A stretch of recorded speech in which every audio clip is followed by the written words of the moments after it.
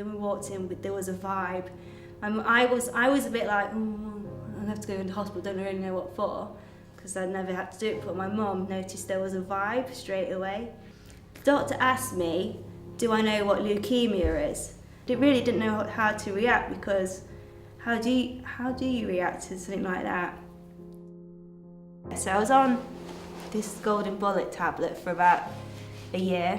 I went on to its sister tablet, and I was on that for about 6 months again. Not quite what the doctor wanted. I'm like, right, it's not working, we'll go on to the next one. So this was the last one available that they'd made so far. She pretty much knew straight away it wasn't working within like 2 months. They gave me, I think it was a month to decide what I wanted to do. My doctor pretty much said, you will be doing a bone marrow transplant. She would pretty much advise it because none of the tablets are working.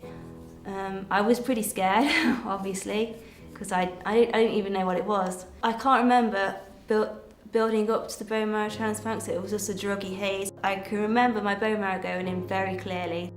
My face just went all hot and flushy because it felt just like warmth going in. It was amazing. So yeah, it's pretty cool.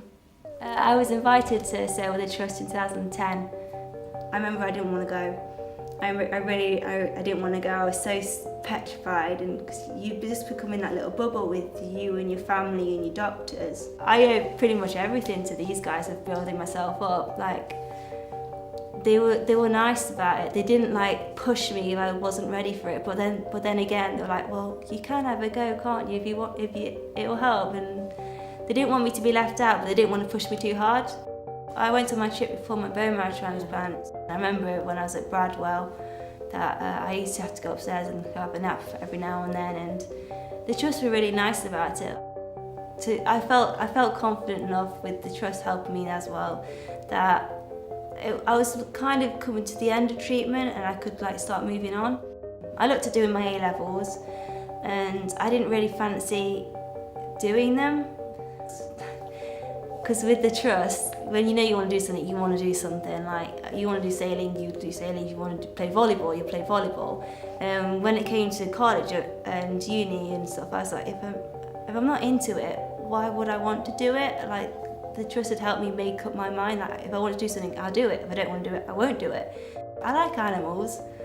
I might as well go and see what animal courses are around. So, and then I found out that there was a college just for animal care, so I had a look on it and just applied that night. You know when you get like pictures taken throughout your treatment and stuff, like on your cards and your wallet and stuff. I got pictures of them and I just don't recognise myself.